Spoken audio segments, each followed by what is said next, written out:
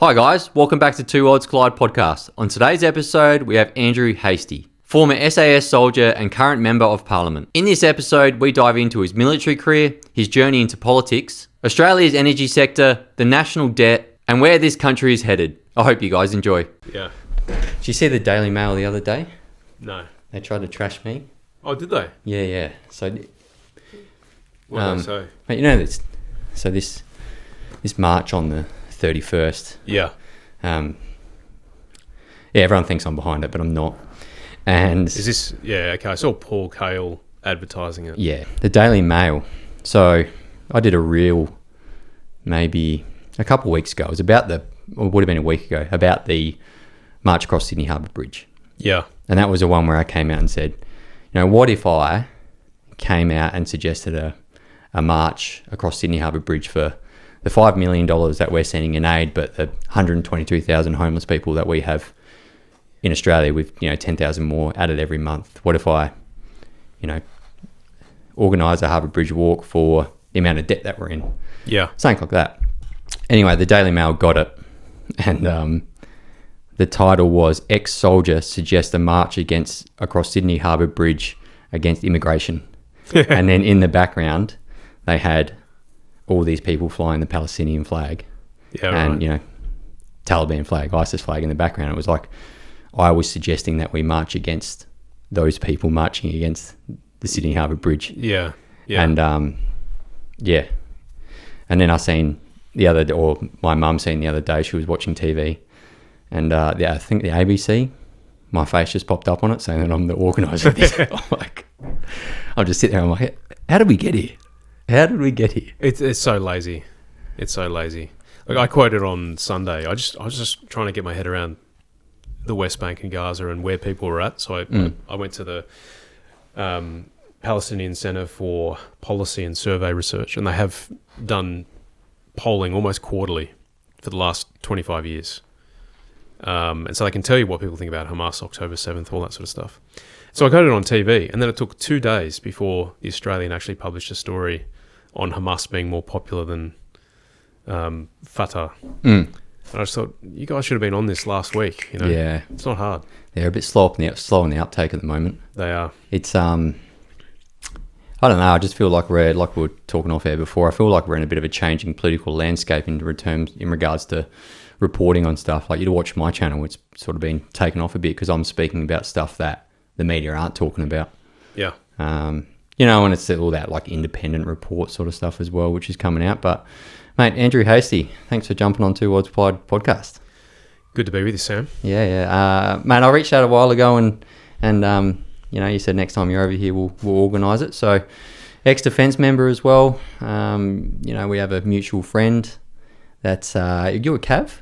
Yeah, 2Cav. 2Cav. Up in Darwin from 07 to, I left at December 2009. Yep. And then obviously you went west. That's right. Yeah. Yep. And you did a trip with them as well? Did a trip with them, 2013. Yeah. Yep. I think we'll know a bunch of people out there, but obviously we won't name names because there's still people in that I know that we'll probably... Mate, I'll flick you some names after the episode. But, mate, what drew you to service in the first place?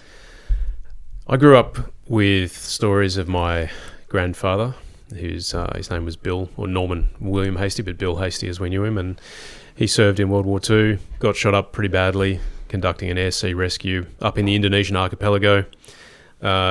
Basically what happened was an Aussie fighter had been shot down, the aircrew were in the water, there was massive Japanese encampment on an island nearby. They were just bobbing in the water like a tethered goat. My grandfather was on a Catalina, which was detailed to fly behind US bombers, and if they got shot down, they'd pick them up, scoop up the aircrew. They got diverted. They were flying out of Morotai Island. They got diverted to pick up these Aussies. So they came in about 3 minutes or so. They touched on the water, got the crew in. My grandfather was on the 50 cal. His blister was orientated to the enemy. Small arms, machine guns, anti-aircraft fire. He took a 7.62 round through the gut, exited his back. Ouch. Almost died. US medic on board basically dragged him out of the gun blister, kept him alive for 3 or 4 hours, and then American surgeons kept him operated on him and kept him alive back at Mauritania, and he got the Distinguished Flying Cross for that. And so I just remember as a young kid, I think I was like 7, he just pulled up his pajamas one day and talked me through his gunshot wound, and I'd go to Anzac Day marches with him. Isn't that an interesting, because you've got a lot of people that, they don't talk about that stuff, especially the old guys, the World War II guys, that sort of stuff. So is there anything different about him that made him open to that?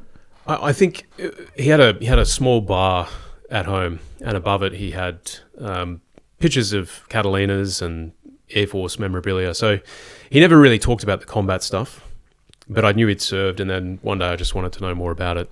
And he only did that once, by the way. Yeah. But it was enough for me to leave a memory, and I just wanted to sort of be part of that, impress him.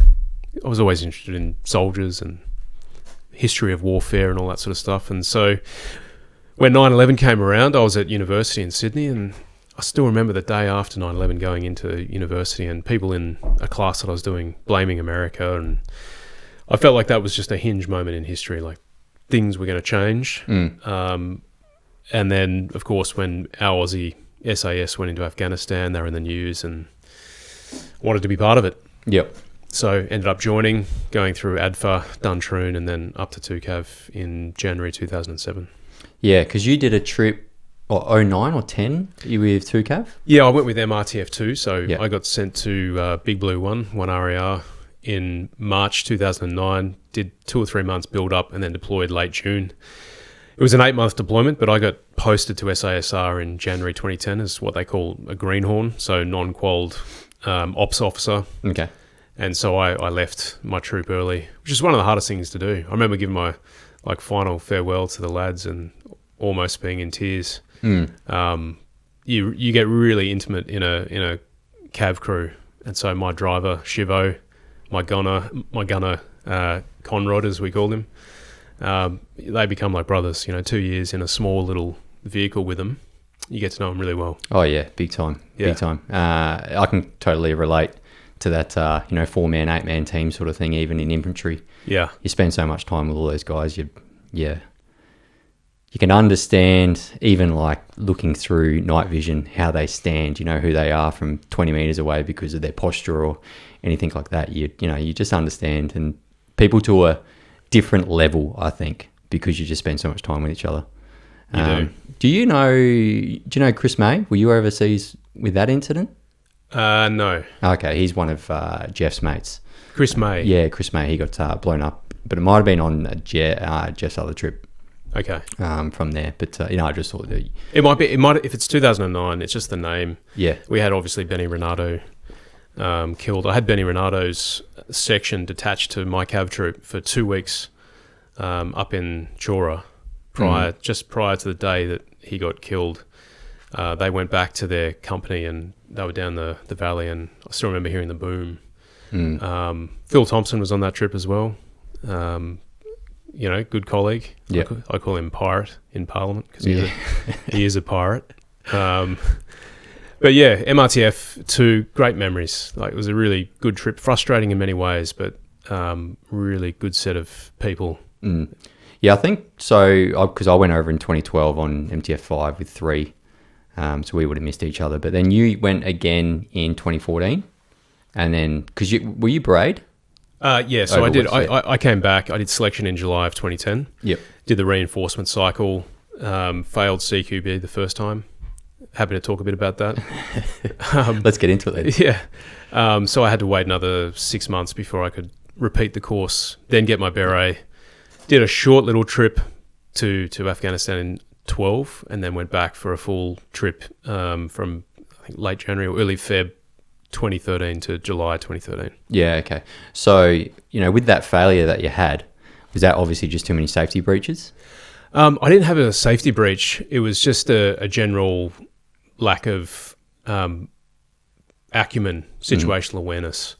You basically, you're a cav, you're an officer, so you don't spend that 3 years as a lieutenant, mastering your infantry skills. You're mastering radio comms, coordination, assets, making decisions at high speed, coordinating, gunfire and all the rest of it. But when it came to actually your fine motor skills, it was just it's a very steep learning curve. So you're learning all these new weapons from 9mm through to 50 cal 84s, all that sort of stuff in a compressed amount of time. Then you're expected to get on a team and move with the diggers at the same level. And if you can't, you don't pass. I think the thing that rubbed me out though was when you're doing the CT drills, you got to be able to hit a target at 15 meters 8 times out of 10 with a gas mask on, and I just couldn't get that 8 meters. I couldn't get that 8 out of 10. I think I got 6s and 7s, but generally speaking, though, I really benefited. Like, you learn so much through failure. I went away and I just trained and I trained and I trained, and the next year I came back, I was way better. Yeah, I wouldn't be anywhere today if I didn't fail, and that's with everyone, right? You obviously learn so much more than failing than actually succeeding. And man, if you go through life just continuously succeeding, you're not really going to get anywhere, are you? No. Like, you're not going to learn any hard life lessons to make you a better person out of it, I think, anyway. And I think I'll add, I also got a taste of what a good instructor is. So when there were mornings I couldn't eat breakfast, right? I rock up to work and I just couldn't eat breakfast because I was so nervous about the live firing and the CQB and all the rest of it. So you're really tense. So I fail, and then a couple of the sergeants invested in me.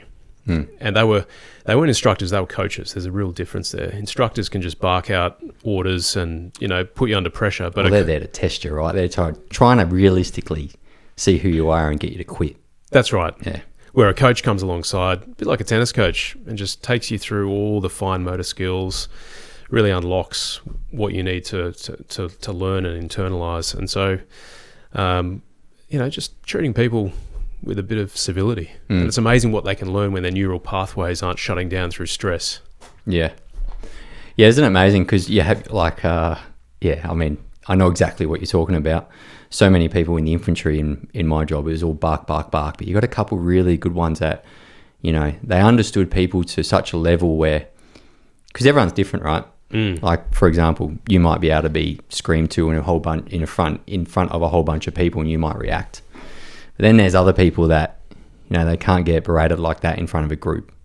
You have to go to them one-on-one and just be like, hey, buddy, this is how we do it, and stuff like that. So I had a few really good instructors and team leaders, team commanders throughout my time. So I had a really good sergeant.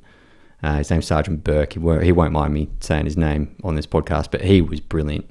Probably one of the best sergeants I've had. He was actually the guy that was in control the night of the 29th of August where we lost 3 dudes overseas from the green on blue. He was a sergeant there, and apparently what he did that night was just fantastic. Getting all the guys settled, getting the scene settled, ensuring the safety of the surviving guys was utmost out the front of his mind.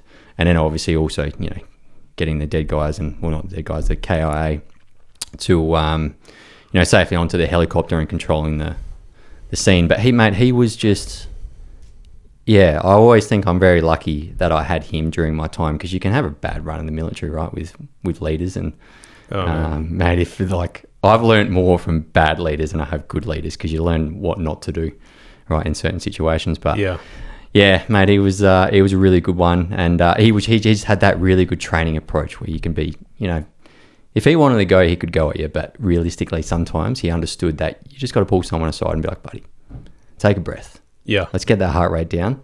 This is how we do it: slow or smooth, smooth or fast, that sort of stuff. So, mate, going from there, and then you went into, when did you think to yourself, politics? I'd always been interested in politics. So when I was a second-year cadet at ADFA, I won an essay on military history. And the commandant was going to the US to this Society for Military History in Washington, D.C. And he just said, hey, you're coming with me. So he took me over there, and I had the opportunity as a 20-year-old, 21-year-old to kind of observe political figures up close. Paul Wolfowitz, who was the Undersecretary for Defense under Rumsfeld, who was basically orchestrating the Iraq War, appeared and started talking about Iraq in detail and arguing the case for the invasion. And it just got me engaged at the strategic level. And so from that point on, I didn't want to just stay focused on the tactical. I also wanted to look up at the strategic. And the more I thought about these issues, the more engaged I became in the political process. But it wasn't until I got back from Afghanistan in 2013 where I was just exhausted mentally, emotionally. A lot of frustrations on that trip with partner force ratios. You know, for example, being told, hey, before this job, you have to be 50-50 Afghan and Australian. And so you're having to leave off medics, engineers, all your critical enablers. And I just thought, this is insane. Yeah. So I came back, decided my first political act was to join the Liberal Party. I got put into a branch and I just kept getting sent away for that 2-year period. So nothing really happened. And then the late Don Randall, who used to be the member for Canning, he passes away suddenly in July of 2015. And I get a phone call the same night, hey, there's a by-election, are you interested in running? Your time. Yeah. Yeah. You've just had a baby. Yeah. Our little boy was 3 weeks old. Yeah, right. Mine's 4 weeks old at the moment. So imagine, Ruth had a cesarean. I don't know if yours was natural. No, or exact same. Yeah, so you know what it's like. Yeah. You're very involved as a husband or a partner. Massively, mate. I'd like... mate, being a father is easily the best thing I've ever done in my life, and I cannot put her down. Yeah. It's just the best. And so I was thinking to myself, man, I've been asked to consider this. I spoke to Ruth. I don't think Ruth really knew what all of this meant. Her parents were over from the US. That's your wife? That's my wife, yeah. So she's dual citizen. She's American. Her parents were over from the US and they were supportive. And so I just kept pushing through doors. My dad said to me, mate, you're crazy. What are you doing? You're risking a good military career for a thankless career. I go to church. I asked my pastor. He said, "You're crazy. Don't do it." One, to be in such the public eye as well. So many judgmental people out there saying stuff, and yeah, when you become a politician, it's like targets on your back. Targets straight on your back. 50% of people won't like you on the basis of your party affiliation. And so yeah, I had to make a few decisions, but I just kept pushing, walking through doors and they kept opening. And so I kept following it. And I met with a friend who was a psychologist, and he said, Andrew, 99% of Australians love diggers, love our uniformed personnel. You need to be prepared to be suddenly hated by at least 50% of people. And if you can do that, go for it. And so that was a critical conversation that I had. So I went through the pre-selection process. There were 6 other candidates, so I had to win my first grassroots election. At that point, I was having to step out of 4 Squadron in SASR, so you're working in compartmented parts of the military, working with other partners in government, and so I had to make the decision. I'm gonna leave that whole world. There's no going back, because once you've got a presence online and all the rest of it, well, that's it. You sort of compromise straight away, right? You compromise. So I was all in. It was a case of who dares wins, literally. Yeah, nice. And so pre-selection, and then I had to do the by-election. The by-election was massive because it was all about Tony Abbott's leadership at the time. You had Malcolm Turnbull sort of stalking him in the background, and people wondering which way I would go. If there was a spill after the by-election, which way would I vote? And as it turned out, the spill happened 5 days before the actual by-election. And so I had to then deal with a change in Prime Minister just as we're getting into the final stretch for the by-election. I win the by-election, and it's almost 10 years ago now. Yeah, nice. So that's how I kind of got in. It's a messy story. I don't think it's repeatable. People sort of ask me, how'd you get into politics? And I say, well, everyone has their own story. Yeah. And if your destiny's in Parliament, it'll become clear. Did you ever think to yourself when you were, potentially overseas in Afghan in 2013 that you might become, or you might get into the political world? No. Never thought about it. Isn't that interesting? Yeah. Because a lot of people might sit there and they say, yeah, well, they use the military as an avenue to get to politics. Yeah. And it's interesting. Well, the good thing about it means it's a natural process, right? Like you weren't always thinking to yourself, I'm going to push myself into there. It just naturally sort of flowed into it. It flowed into it. Opportunities open up, and if you do the preparation, I've been doing a lot of reading over the previous 2 years before pre-selection. So I was forming a political worldview, which is what you've been doing online, talking about all these issues. I had a notebook full of notes on books that I'd been reading and where I stood on certain issues. And so, in a sense, I wasn't fully formed. In fact, I was far from it, but I at least had a compass to navigate with. And that's what you got to have in politics. You got to have convictions. Yeah. And the more I step into this world, you said before as well, like you instantly sort of join one party and you're potentially hated by, or disliked, let's not use hate, disliked by one half of the country. Yeah. And that's one thing I've realized. You talk online and then you think to yourself, geez, there are some people out there that really dislike me for what I say. Yeah. And there's a public side of yourself that you don't even recognize as yourself. It's the person that everyone beats up on, but it's just what they think they know of you. Yeah, well, that's just the way. It's all the image of what they've built up in their own head for who you are and what you stand for. Yeah. And I've went through that process now. But the biggest thing I've done to keep myself away from that world is the Joe Rogan approach. Just read no comments, read no messages, don't open emails. I mean, if someone wants to get in contact with me, they'll somehow get it. If it's that important, they'll somehow get in contact with me. And man, I just post and ghost, put my, the daily reels I do, right? Yeah. And I actually do them from the chair that you're sitting in, and I film myself right here and, do a bit of research, post. If I don't like something that I've seen, I'm like, well, I'm going to talk about that. Yeah. Post, put it down, back to my family. Yep. And it's just weird being in that world now, but it's a way you've got to operate like that. I don't watch back my own media. I hate doing it. You probably should to learn, and so you can improve. But generally speaking, I'm fire and forget. Next job, let's go. Deal with that issue. Give me the next task.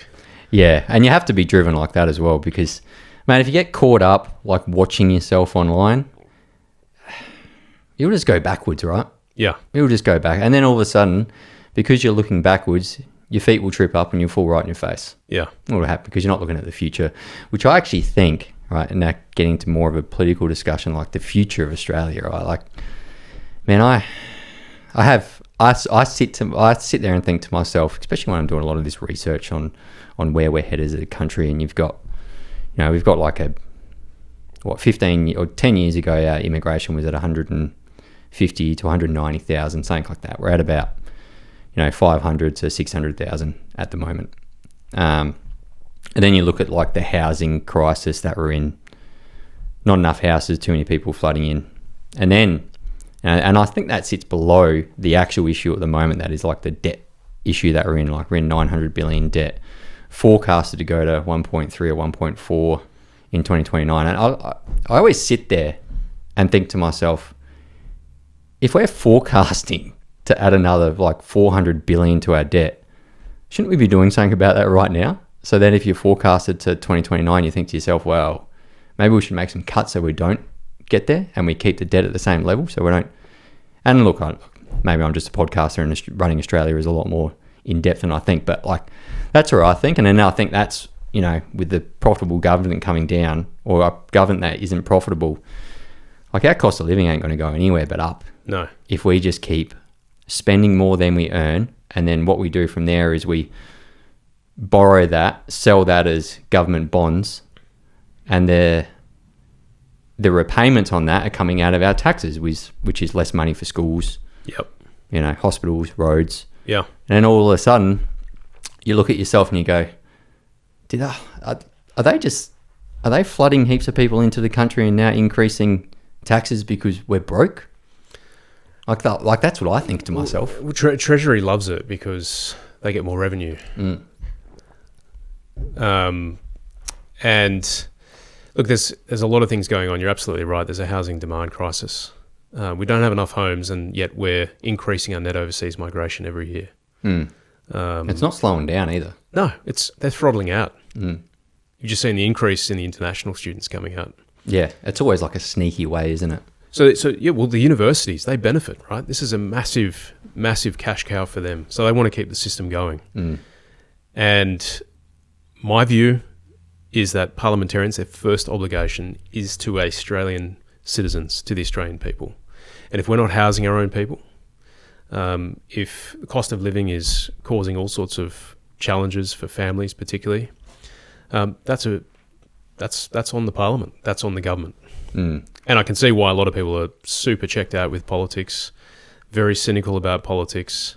In fact, you're seeing it not just here, it's the US, the UK particularly. The UK, I mean, man, I've got some friends over there at the moment, and they are really worried about what's going on over there. And it's not only the mass immigration over there, it's also, there's like 33 people a day getting arrested for online posts over there. And I think to myself, man, it's nuts. Like, is Australia, like, are we heading there? And like, is this under 16 social media ban? Is that just a bit of a setup to see where we're going to go with online censorship and all this stuff coming in? I don't know.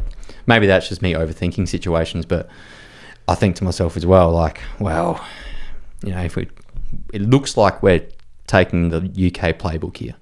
It looks like that. It looks like we're setting up ourselves for, you might get in trouble if you speak up against mass immigration because they might call that racist or something, or Islamophobia or whatever they want to call it. And they might use that against us so we can't talk up against it. Yeah, silencing important voices, right? Mm. And I think you're right to say we're more like the UK than the US. A very prominent businessman here in the country said to me that never forget, Andrew, that Australia is not like America. It's like a little suburb of England. Mm. And so I think we're far more likely to go down the path of a nanny state than say the US. Yeah. And I also think as well, our birth rate at the moment, 1.5 per female? Yeah. To sustain a population, you need 2.1. That's right, yeah. Like no one's, well, I don't know. It just seems like society has driven us away from young Australians building a family. You know what I mean? Yeah. And I don't know where this drive has come from. Maybe it's like a rise of social media. But Hungary has brought in something which I think is like a pretty cool policy. Have you heard that? Yeah, I have. Incentives for having kids. Yeah. So if you get below the age of 30, if you marry, you get this big loan from the government. Now, I don't know how big it is. Let's just say it's 200 grand, right? And with that 200 grand deposit for a house, bang. But how many kids you have, you get 25. So per kid, 25% taken off that loan. So if you have 4 kids, bang, don't have to pay anything back. That's your money. Wow. Now, as well, for that female, if she wants to return back to work after having the kids, right, they've grown up, love school, now they're all out of their house working. For every kid that she has 25% taken off on income tax. So she can go back when she's 50 or 60 and then go work and pay no income tax. Like an incentive for her. So, I don't know. And, I think to myself, maybe we're not having kids because, too many people think it's unaffordable at the moment. Like, we're getting priced out of the housing market. No one can buy a home. Cost of living's too high. Imagine bringing a little baby into this world, thinking now you got to feed them plus yourself, and, you're just going backwards because you can't at the moment. So, like, kids just so far from the mind. But, I think, as Australian values, like families is just where it's at, especially becoming a dad recently. I mean, I'll have 8 or 10 of them now. Family is the building block of society. It's where you learn self-government. It's where you learn how to budget. It's where your moral and your character formation happens. And I think, it's incredibly hard to start a family. A lot of people are deferring family formation because they can't get into a home. And so, a lot of it, I mean, it's complex though, right? It's also cultural as well. If you've been told the world's going to end if we keep having population growth because of, the impact on climate and all the rest of it. Don't get me started about what they're teaching in schools. I mean, we can get onto that. But. Yeah. Like, I'm optimistic. Family is such a blessing. Children are the biggest blessing. My children are the biggest blessing in my life. Ruth and I, we struggled with infertility for about 7 or 8 years before Jonathan came along. Funny story, we went through the full adoption process. So through the Department of Child Protection in the state government, we did a year to get to the point where we were rubber stamped to adopt, both internationally and in Australia. And, I thought, okay, great, we'll adopt. And then I get a call from work. This is in October 2014. I've just come back from 4 weeks over in the US working with JSOC and doing training. Come back 10 days and they go, right, you're off to Jordan for 4 months. And so just kind of, I thought there's no way we're going to be able to adopt with me coming and going. Mm-hmm. And then we went down to Margaret River, and I get over to Jordan, and like 6 weeks later I get an email with a positive pregnancy test. Nice. This is after the doctor's basically saying we can't explain why you can't have kids. And then 2 years after that, Beatrice comes along. And then the funniest thing was I was meant to get the snip during the pandemic. Yeah. And Mark McGowan cancelled all elective surgery. Oh, yeah. And then our third kid, Jemima, comes along, and my wife's 41. Like, that's a geriatric pregnancy. I think they use the word geriatric. Anyone over like 32 or 33. I can't remember what the actual cutoff is. Yeah, not too sure. But it's like a 5% chance of getting pregnant at that age. And so we've got 3 kids, and it's a massive blessing. And I want other Australians to be able to experience that as well, and not leave it until you're like 35 before you start having your first kid, because it's so much more difficult at that age to fall pregnant. 100%, mate. And like, I'm 35 and I just had my first kid, and I think to myself, man, who convinced me 10 years ago not to have kids? You know what I mean? Like, us, and this is this social media movement. Oh, go over and have fun and party. And I did all that sort of stuff. I had a great time in the military, but when I came back and settled in Adelaide at 27, 28, I still thought to myself, no, I don't need to have kids. And I just, and look, I wouldn't change anything for the world, right? My little girl right now, you look at her and you're just like, wow, everything now is just, everything's come into my world at the right time, right? Everything's been perfect, and I wouldn't change anything. But I think that's half the problem as well, what's happening with schooling at the moment. Yeah, I don't know what they're teaching there. Are we saying that, don't worry about having kids because you'll die by the time of 30 because, climate change is going to take us all anyway? Is this the sort of stuff that's coming through? And I think, as a sort of not a culture, as a country, we're shifting away from that. And it's obviously seen in the birth rate numbers. Yeah. And it's not just here, it's across the Western world, but also South Korea, I think, has the lowest fertility rate. I think it's way down below 1.5, might be 1.3, 1.2 in the Asia Pacific region. Yeah. And it has all sorts of demographic challenges, because there are people who never have kids, and then there's families, and so you get a society that's divided along those lines, which is really bad for cohesion. So I think, government should be making it easier for young Australians to start a family. And then when it comes to childcare, people should have the choice. You shouldn't be forced to put your kid into institutional childcare. Ruth hasn't worked for 10 years to support me. There's no way I could do all the travel east-west if Ruth was working. But she has not got anything from government in that 10-year period. Her super hasn't been topped up. And we've chosen to have her stay at home. And I think families should have that option. But there's no incentives to do that. All the incentives are to put your kids back into childcare and just crack on with the workforce. Yeah, my kids will never go into childcare. I've discussed this with my wife. We'll somehow work it out that it's not going to happen.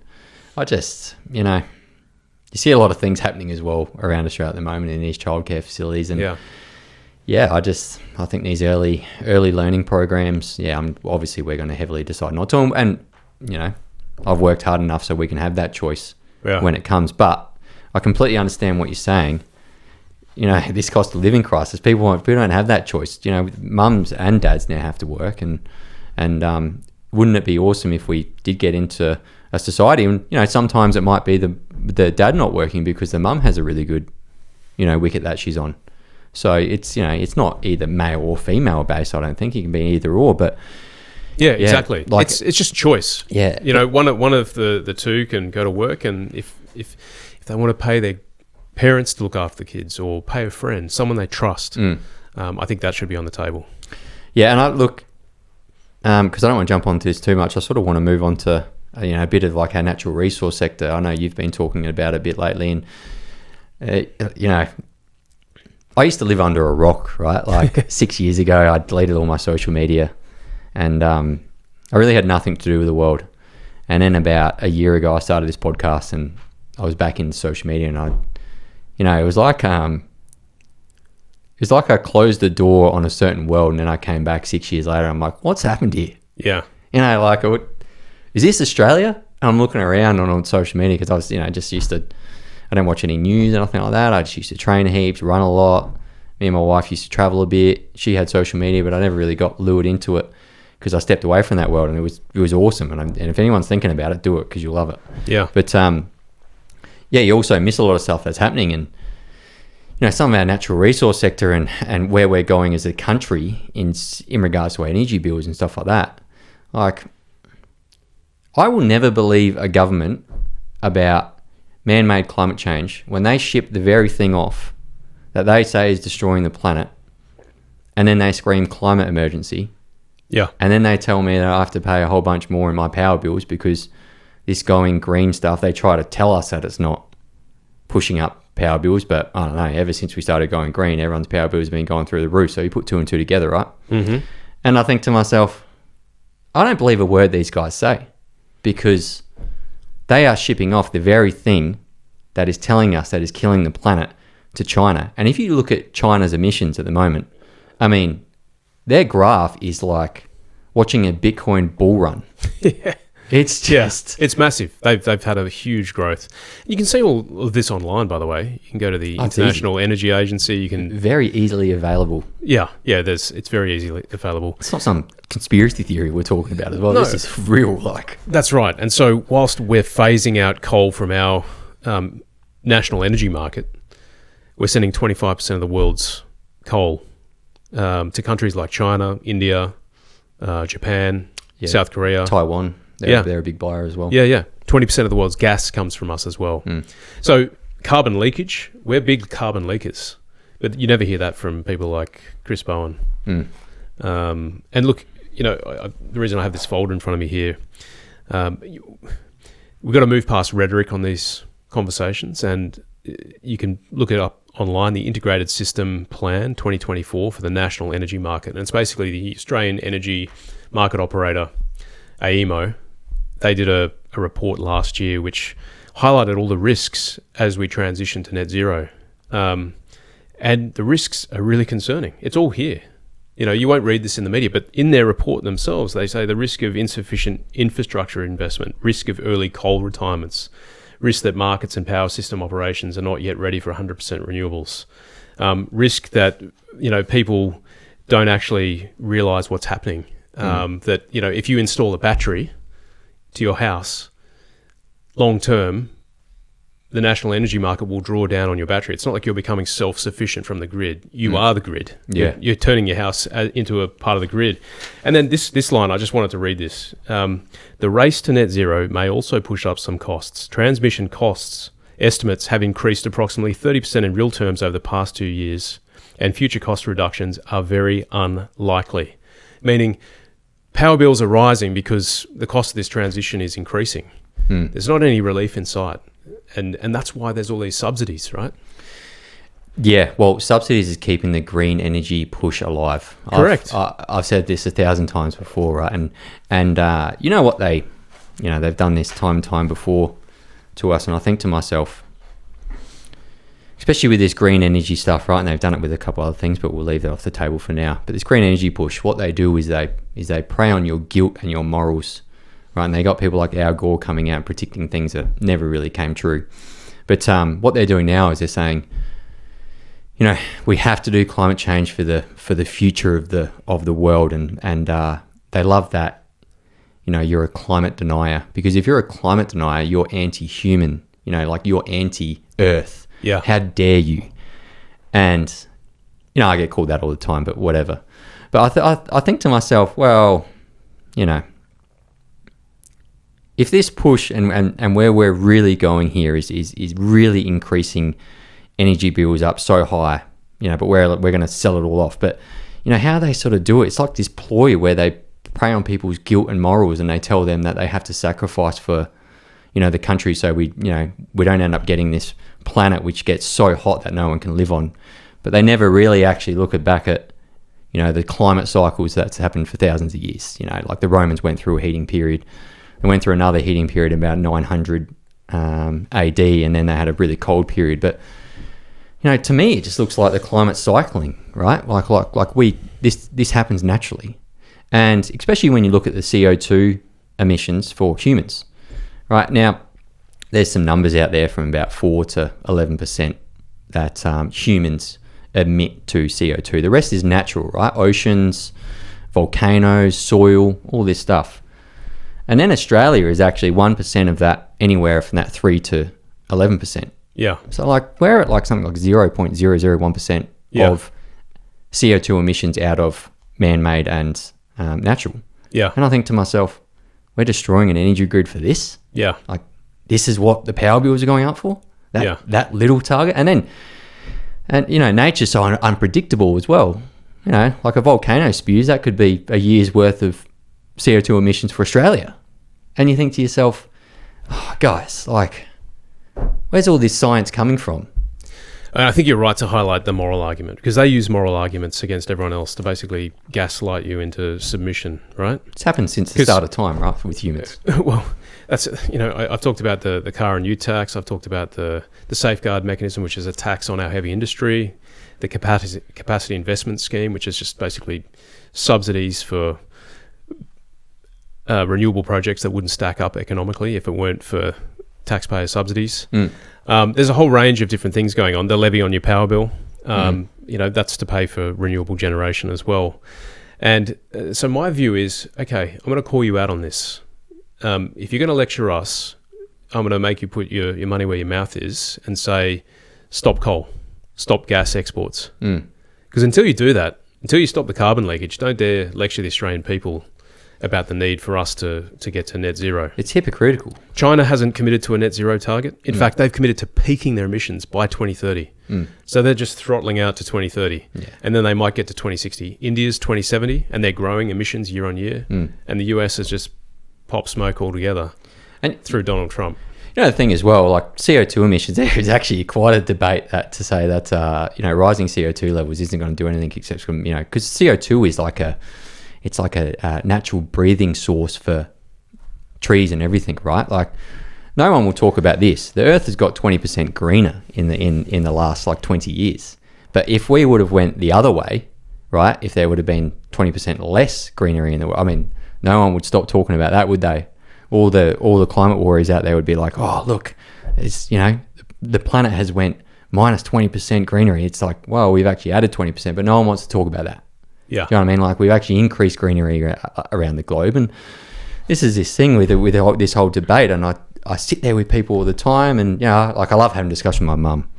My mum watches my stuff, and she's like, "You really challenge my narrative of this whole climate change stuff," and I'm sort of starting to get her to come around to it. But I'm changed. I think I'm changing a lot of people's view on this sort of stuff. But again, like that's the point of democracy, right? If we just allow one narrative to prevail, often at a great cost to many people economically, I think that's bad. We should be having debate. And there's a lot at stake. And so I come back to this question: what do I want for Australia? Well, in an increasingly dangerous strategic environment, an increasingly competitive economic environment, I want my country to be prosperous. I want us to be able to compete. I want us to be able to be self-sufficient. We don't have to manufacture everything. Like if we manufacture toasters or not, it doesn't bother me. But I do want to have some advanced manufacturing in this country so that if a crisis occurred or a war started, we could actually press go and be self-sufficient, at least hold out long enough until support arrived. And then we haven't touched on the artificial intelligence revolution, but there's kind of three things you need for that. You need data or data centers. You need geological stability, and you need lots and lots of cheap power. So we have geological stability, but we have very expensive power. And so potentially we're on path to becoming almost completely dependent on China for all our wind and solar renewables, probably with kill switches and control modules in them. And then also becoming completely dependent upon whoever wins the AI race. And it's going to be China or the USA. We've got 15 submarine cables, which brings in 99% of our data. If we don't get cheap power, we're not building data centers here in this country, and so we're going to be dependent upon someone else for our data. We won't be AI sovereign, is my point. And I bet you China knows where all them data cables are. It wouldn't be too hard to sniff them, right?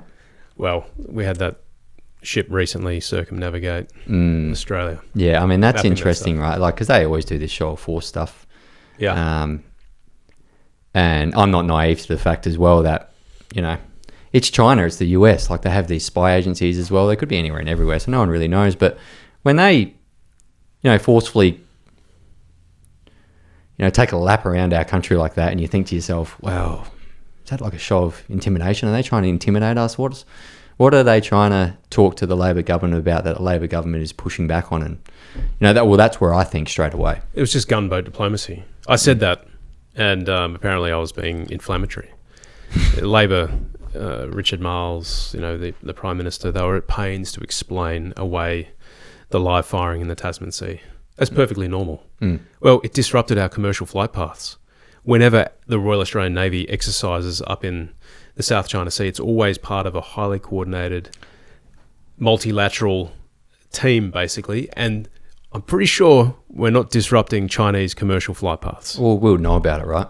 There'd be hell to pay if you did. There'd be hell to pay. That'd be tariffs and everything. That'd be shutting down our wine industry, like they did in COVID. Yeah, it's it's forever a jumping landscape with China as well, because it's like when the Liberal Party comes in, we sort of push back a bit, right? And we hold them accountable. It seems like we hold them accountable, and then the Labor comes in and they get really like snuggly with them, and we get really close to them, and then the US seems to get a bit angry at that, and it's like this, whether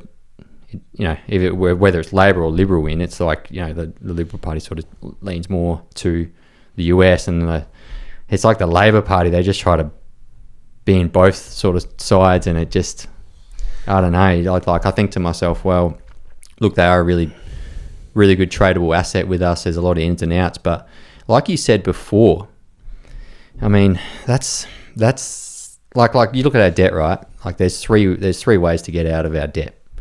The first one is to make cuts. The Labor government won't do that because we'll lose money out of it. The second one is increase productivity. Well, like you said before, like let's bring some manufacturing back to Australia. Let's encourage AI investment. Yeah, so we get the edge. Yeah, and maybe as well, like let's also start using our natural resource sector to get cheap energy, and then to make some manufacturing here so we can rely on ourselves for once. And then you've also got the next avenue of productivity, which the Labor government has taken, just flood the place with more people. There's more productivity, more people in there, and then you've got the last one to make money off, and that's taxes. Yeah. And they've done, well, they've got the GST going up to 15%. You've got the tax the rich, which is a tax everyone practically, because the rich always pass their taxes down. And then you've got this leaked documents coming out of Melbourne about a house tax. I think to myself, out of the first two options that the Labor government have to make cuts and increase productivity, they've chosen to sell us out. Yeah. Increase taxes and flood us with people. Now there's a housing crisis. And I sit there and I think to myself, these pricks, it makes me angry. Yeah. There's a lot of anger out there. There's a lot of anger. And that's the sentiment at the moment. I have people pull me up all the time now when I'm going out there, like, thank you for talking about this stuff, because there's not too many people laying it out like that. And that's where I don't know. I just think that we're sort of going off I think we're going off a debt cliff at the moment that no one knows it's coming. Yeah. I mean, I'm sure there are people who know. They'd have to have these advisors in government that understand the process and where we're going and forecasted these events and stuff like that. And I think to myself, well, are we just piling up for votes here? Well, people talk about this fiscal cliff, 10, 20 years away. We don't know, right? No one knows. But or trading away the future of young Australians. But young Australians already feel like they will never be able to buy their own home. I was door knocking during the campaign. I'll never forget this. New area in the north of my electorate. Houses are still being built, so it's kind of mixed, blocks, mixed lots. Some are finished, some aren't. Knock on the door. This mum comes to the door. She's like in a pink dressing gown, baby on the hip, toddler by her side. Start talking. She said, "Oh, you're from the Uniparty, are you?" She said, "Yeah, the Labor bloke's already door knocked here." And I said, well, in fairness, yes, if that's how you want to put it, I am part of the Liberal Party. And she said, my husband's ex-army, he's got an MBA, I'm a nurse, I'm on maternity leave. We've given up hope of being able to buy a home.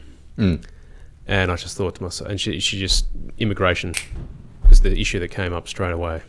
Never forgotten that conversation. There are some conversations which just kind of crystallise how people are feeling and what they're thinking about the future, and she didn't have much hope, and really cynical. And when you get really cynical like that, it shows that politics isn't working, and people will take a bet on anyone who just comes out and says what they're thinking articulates the problem. This is why Nigel Farage is doing so well in the UK. Oh yeah, the Reform Party. Yeah, and this is why Trump actually did well in 2016. People say he never had any policies. That's beside the point. He was articulating the problems that people were seeing before their very eyes. Well, the other major parties were like, nothing to see here. Business as usual. All is well. So I don't know if you've ever thought about. Let me ask you. Have you ever thought about politics, Sam? Getting into it? Yeah. Everyone asks me all the time. They always want me to get into it, but nah, I don't, mate. Like the only way that I would ever get into politics, because I'm also very, very cautious of if I join the Liberal Party. Yeah. And then I want to say something, but it doesn't align with the Liberal Party.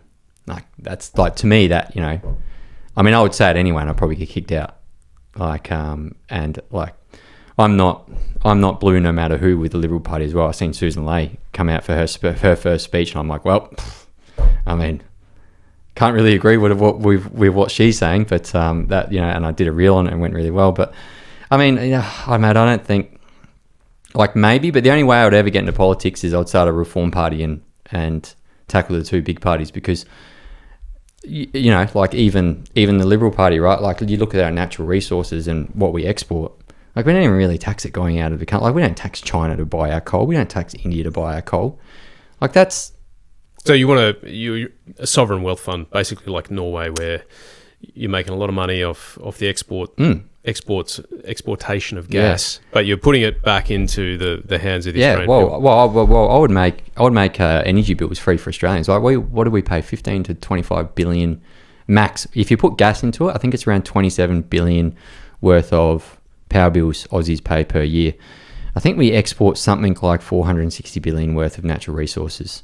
And my tax would be, whenever that leaves our shore, like the moment it goes off Australian shore onto the boat, bang, 20% tax. That'd get you around 84 billion. Man, I could run the government, because the government takes about 31 billion, right? Like, yourself and advisors and trips and flights, about 31 billion to per year. And then, you add on to that the 27 billion of our household energy bills. I just think to myself, I reckon I could win an election on that. Free, like, who wouldn't vote for free power bills, right? And it's like, and you don't even have to do a 20% tax. I mean, a 5% tax would cover household energy bills. I'm not talking, domestic businesses and stuff like that. Household energy bills, I mean, you could cover it if you tax on natural resources. That's where I think to myself, because the Liberal Party as well, like, they've never done it. And then the Labor Party, and like Labor's in now, you get angry at Labor for not doing it. But if Liberal Party come in and the same thing happens with it, I just think to myself, it's like, if I ever did get into politics, I'd run my own party and off my own values. Well, I wonder if that, I mean, who knows what the future holds, but how many followers do you have, Sam? I have 120,000. I don't know, the other day I got like 4,000 in a day, but it seems to be, I average about 1,500 a day. And I won't ask you to go through, the data, but imagine if you asked just 50% of that 120,000 to sign up to the Bamford Party, whatever you want to call it, right? The Common Sense Reform Party. Yeah, that's what it'd be. It wouldn't be too hard to harvest membership like that. And I think, the challenge for major parties who are trying to work their way through this massive demographic change, economic change, strategic change, and stay relevant. There's a lot happening, and disruption is around the corner if we don't lift our game and start listening to the Australian people, being honest about the challenges that we have. There's fiscal challenges with the debt. There's an energy crisis, a housing crisis. People are worried about losing their country through this massive immigration under Labor. These are the sorts of issues that we need to talk about. There also seems to be a bit of a disconnect as well from politicians to the people. I mean, look at the yes vote, right? The only people that voted yes was Canberra. Every other state voted no. So to me, that seems like there's a bit of a separation point from, who's in Canberra, how they're running things to the rest of the country. It just feels like, I know yourself, you go door knocking and you have these great stories and that, but like the head people, like Wong, Albo, and my best mate Bowen, it just seems like they're not connected to the Australian people. Whatever sort of stuff they're getting fed, it's like, I mean, the Australian people are pretty angry at the moment. There's a lot of stuff happening, and it's it's why the rise of, like people like myself is coming up, because we're highlighting these things. Yeah. So it just seems like there's a bit of a disconnect at the moment. I don't know how you sort of break that down, but... Well, I do... We live in an imperfect world, right? Like, it's analog, it's not digital. It's not perfect. And if you've been to war, as you have, you'll realise that a lot of times decisions, you've only got two bad choices. And that's politics a lot of the time. It doesn't mean that you just throw it away and you say, I'm not going to involve myself at all in politics. And actually, we want young Australians to get involved in politics. And so I would say to people, if you want to have change, you've got to step out of your house, join a party, and raise your voice at the grassroots level, because that's where members of parliament, that's where senators are pre-selected and then sent to Canberra. It starts with the parties. I'll never forget that first pre-selection that I did, where I was up against 6 other people, and I stood there for 15 minutes taking questions from people in the room, and some of them were pretty searching questions. And that grassroots democracy, if that dies because people just give up altogether, we're just going to get more and more politicians who aren't representative of larger Australia. Yeah, and I think... and that's not a pitch for the Liberal Party. That's just a pitch for young people to get engaged. Yeah, definitely. I think one of the issues as well is career politicians. Yeah.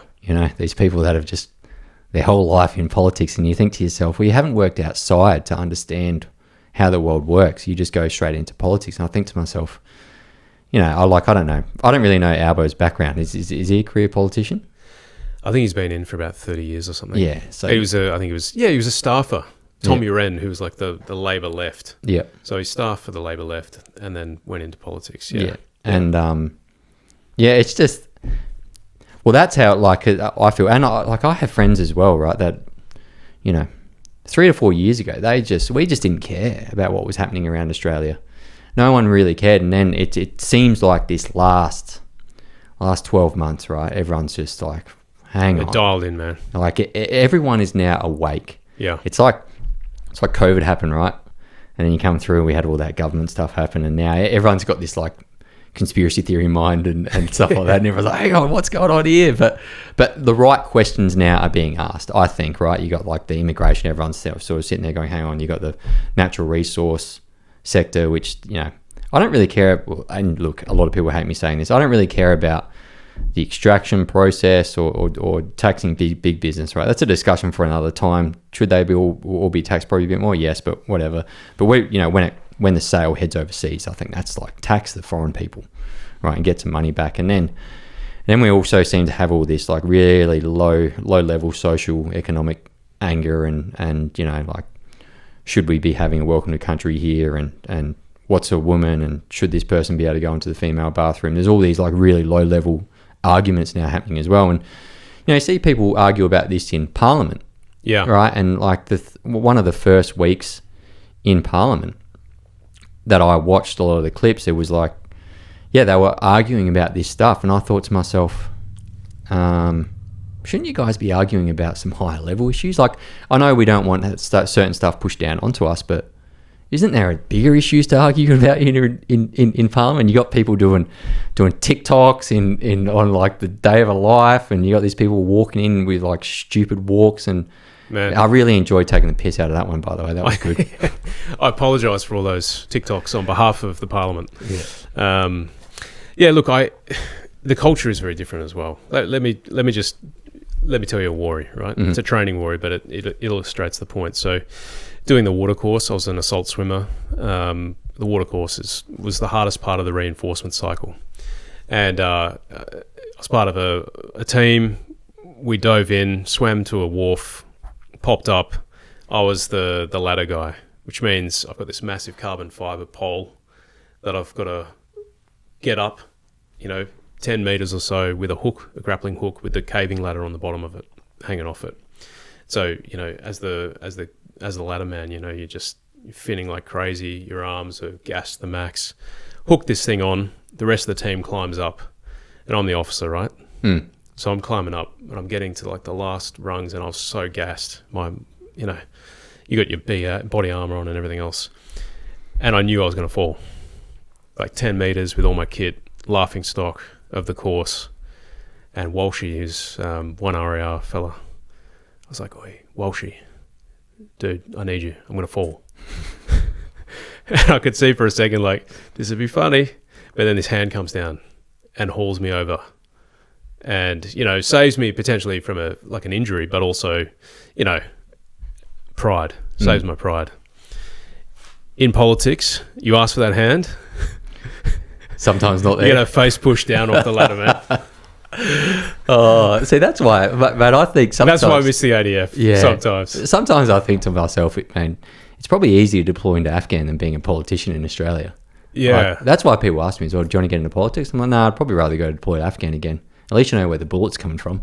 Yeah, that's right. And I've never had a harder day in politics than I did overseas. And so, in terms of life experience and the bonds that you form, there's nothing like it. And so to young Australians as well, if you're considering a career in defence, like, do it. Don't think. Yeah, actually, they're the only emails that I reply to or messages I reply to.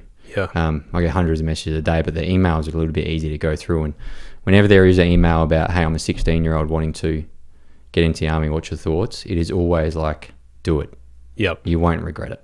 Yep. And also as well, we need good men and women in our military. Absolutely. And it needs to, like, it just seems weird at the moment that we're turning we have record terrible rates at the moment going into the military, and it seems to be that this really like low-key culture war that's happening, which is turning people away from service, both in the military and also, police, firemen, first frontline services. So yeah, to me, it just that seems like a massive issue as well. And we somehow need to bring a bit of not joy but pride back to being Australian again, and people that, where you want to go serve your country, where you want to be a police officer, where you want to be a nurse, any frontline worker as well. You take pride in putting your uniform every day. Yeah. You take pride on putting the Australian flag on your left-hand shoulder, because that's right next to the heart.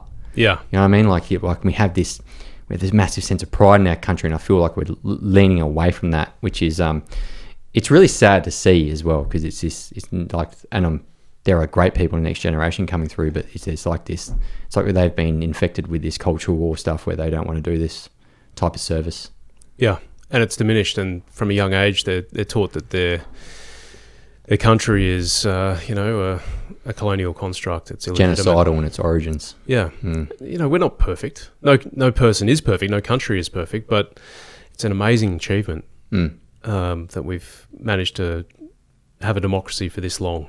To have this amount of freedom, it's a high watermark of history, and we're in danger potentially of losing it. And that's why getting young people to serve in uniform, whether it's in the ADF or in a frontline service, they're the people who keep the country going. They're the people who will carry that tradition and culture of service forward. So, yeah, I just want to make this very clear. For recruiting, I had big issues when I joined the ADF.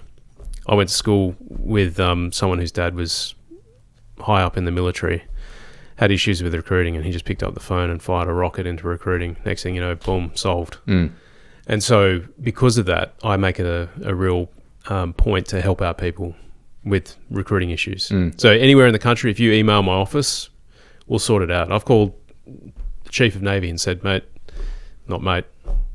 Chief, got to show respect, but hey, young guy here who wants to get into the Navy, he's been waiting 6 to 8 months, he's ready to go, what's the go? And then same day, bang, down the chain, he gets a call and things start moving. So yeah, I've got a massive problem with recruiting at the moment. I did a post about it months ago, and I had so many people reach out to me saying, "Yeah, I've been on a waiting list for this long," and I think to myself as well, I'm like, this is DEI at work. They're worrying about quotas of,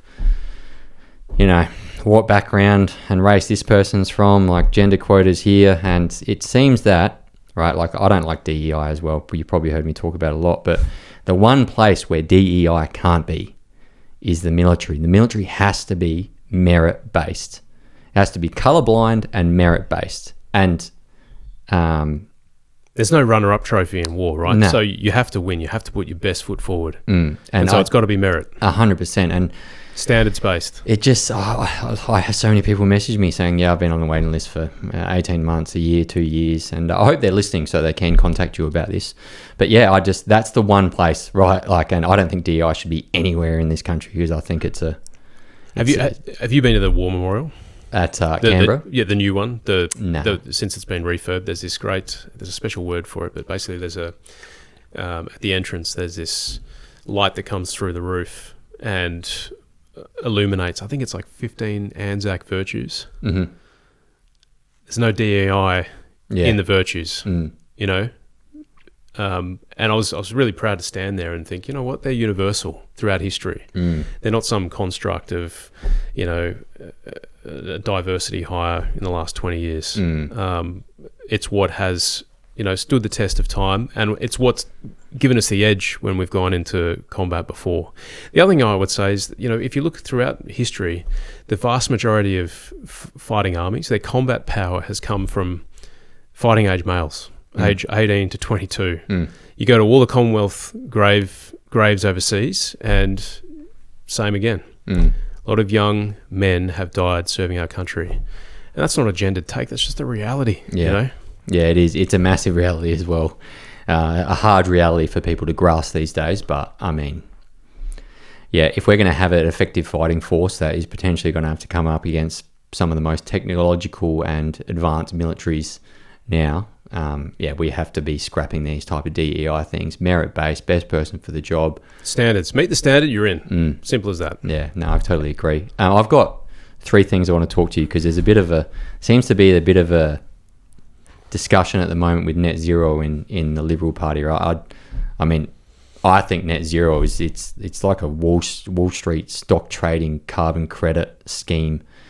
It doesn't mean net emissions. It just means you can buy your way out of it, right? If someone wants to plant trees somewhere else. And I've actually heard a whole bunch of stories from a whole bunch of farmers that have reached out to me about net zero saying, yeah, no, I've been contacted about this net zero stuff. People want to use my farmland for this and that. And it doesn't seem to be getting us anywhere, this net zero, except for increasing power bills and stuff like that. But it doesn't mean, a lot of people think net zero means net emissions. No, it just means you can like big business can just pay their way out of it with this carbon credit. And then you've got people, you know, around the world, they're the ones making money because they're creating the market where, you know, these credits are traded on. Then you've got, you know, big business now, which is putting their foot into it. And there has to be someone skimming the top off somewhere with percentages about who's trading what. And to me, when I did a whole bunch of research on it, I'm like, this is just Wall Street dressed up as climate change and everyone's making money off it. And then you think to yourself, I don't know, like this isn't about the environment. And that's where I think net zero, you know, like the South Australian government scrapped it, and there's a couple other, or the Liberal South Australian government. South Australian Liberal Party division. So that's the Labor Party. Yep. And but a whole bunch of Liberal parties around Australia, are they starting to scrap it as well? So a motion was put at South Australia, which and the grassroots voted to leave net zero or to abandon it. Same in WA, same in Northern Territory. And I think the Queensland LNP will be considering it. I think they've got something like 28 anti-net zero motions coming before their state conference. So there's kind of like a groundswell here. But I will say this, Sam, you know, what we're doing right now is we've just had a massive defeat. We're re-examining our energy policy going forward. And we haven't yet landed on one. I've made it very clear what I think. I think the net zero economy is built on moral hypocrisy. I think it's very sophisticated. It's designed in such a way that the average Australian has no clue what's going on. They just see their power bills going up. But long term, I'm really worried about us becoming energy dependent upon China if we're going to replace most of our fossil fuels with solar and wind power and batteries. All of it made in China, most of it, almost all of it. We'll have no advanced manufacturing. And we'll miss the AI revolution because we won't have cheap enough power to put data centers here. So the biggest data center is about to be built in the UAE, 5 gigawatt cluster. That's 5 billion watts. And, you know, if we don't incentivize investment in this country with cheap power and other things, we're going to be in AI vassal state. We're going to be relying upon the US or China, whoever wins the AI race. And I think that's really bad, because whoever wins the AI race will have the economic and the strategic edge. Yeah. Yeah, and it's really, really, really worrying as well that it's, between two powerhouses like that. And, one side, I don't really like how they live. And then, you got the US, like the democracy of freedom for the world. So like that race could really spill out to a whole bunch of things, and could be like a ripple effect around the world. And Australia, we could be hit with that tsunami at any point. And I sort of think to myself, that's why it's good, we need to have these conversations to get them out there. Otherwise, people are just going to be so blasé to what's happening in the world. Yeah. Now, look, I've got two questions to wrap up with, and I know what I would do, right, if I was leading this country tomorrow to sort of get things going. But if you were to lead this country tomorrow, like what's some of the, maybe the three big things that you'd potentially be implementing to make life better for Australians? Yeah. Well, the things I really care about, number one, families. I want stronger, independent families who can make decisions of their own economically, and basically they feel like they have control over their destiny. So families are really important. So basically that is an anchor point, build policy to increase the economic power of family, right? More choice, more freedom. Homes, you can't have strong families if they don't have a home. And so I think what we need to do is have a conversation about cutting net overseas migration till we get it to manageable levels, back to sort of pre-2019 levels, build more houses, and then get people into homes. And then finally, education. Education is critical. And if you get those three things right, you take care of a lot of other things. Of course, there's tax reform, there's defence, there's energy, which underlies everything. But if you want to know what I really care about, families, homes, education, and I'd probably add energy as well. Yeah. That's a massive one. That's the biggest talking point at the moment, right? Everyone's energy bills. It's through the roof. And basically, in politics, you can only take on one or two, maybe three things in a term. Reform is very difficult because oftentimes you don't have the Senate.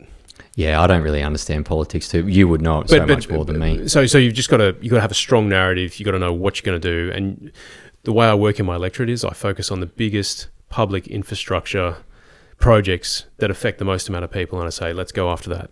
So there was a train station that needed to be built. I needed to get $80 million for it. It took me 7 years. Used the grassroots community support I had and just hammered it for 7 years, and we got it done. Yeah. So we're transitioning now to the next project, which is another train station, get the hospital built. This is the stuff that, changes lives for people, gives them more freedom. Yeah. Yeah. I mean, yeah. Probably the three things that I would do, because I've actually thought about it, because I wanted to ask you that question, and I thought to myself, what would I do? And it's like, let's say it's a perfect world, right? And I didn't have to get things through Senate, and I could just, like the perfect world where you, like whatever I say goes. Power for a day. Yeah, that's it. Okay. I mean, the first thing I would do is and you're probably not going to like this, but I would take away. I wouldn't take away. I would ensure that we're fixing the debt straight away, and by that, I would bring in a rule that no politician gets paid unless the country makes a surplus. Okay. Right. So, I mean, like when your guys' pay is relying on that, bang. I'm assuming it would fix itself overnight. Well, you might, if I can add something, one of the great things about Australian democracy is that we've always paid a decent salary for our parliamentarians, which meant that the working man or woman could actually get elected and make a salary. Whereas in the UK, the salary is small, so you end up with independently wealthy people. And then you have more of a class structure at work. Yeah. So a little bit of nuance there for you to consider in your reign of power. I think I would still hold to that. Okay, so no worries. To mine. And then the next one I would do is like you, families. All right, I would, and we have to look at the root problem here with immigration, and that's our birth rate is not where it needs to be.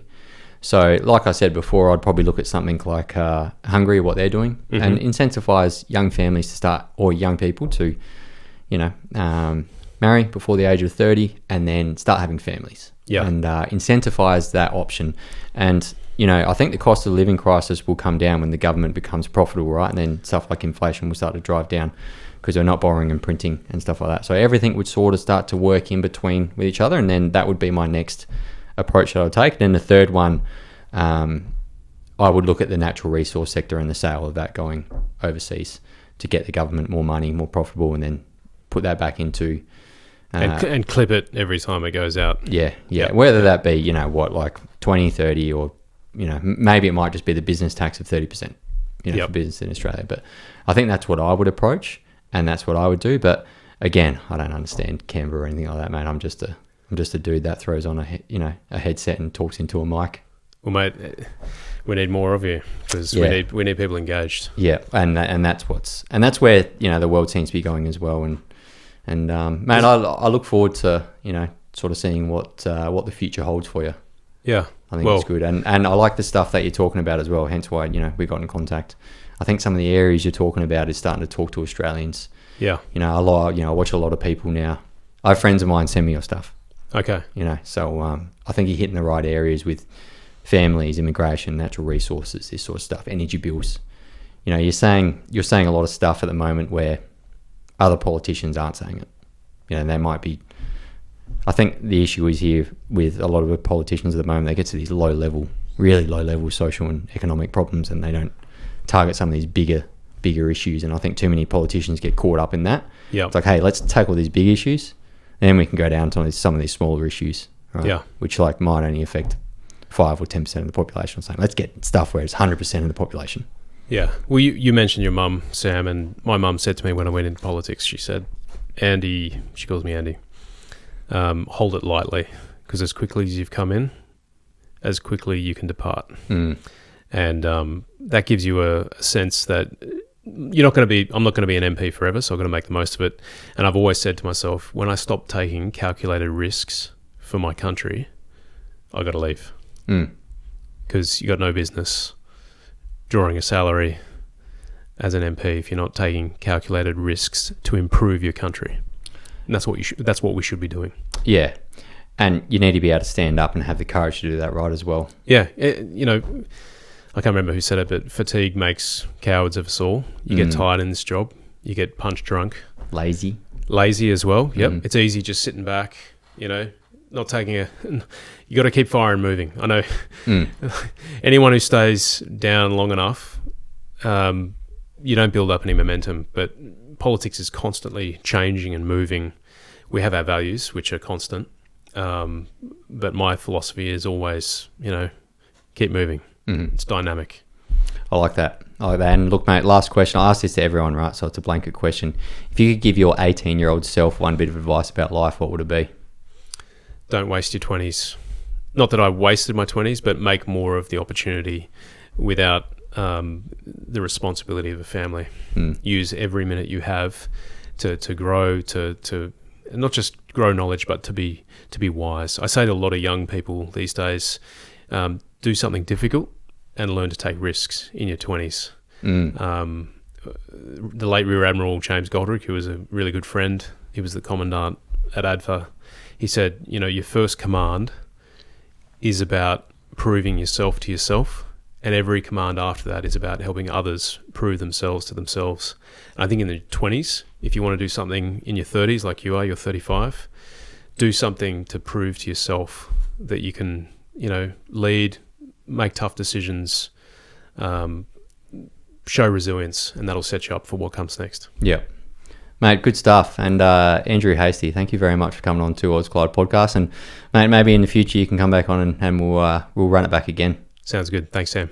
Thanks for tuning in to Two Worlds Collide podcast. If you want to support what I'm doing, you can grab some merch or jump on my Patreon program. Both links are in the description. Until next week, take care, guys.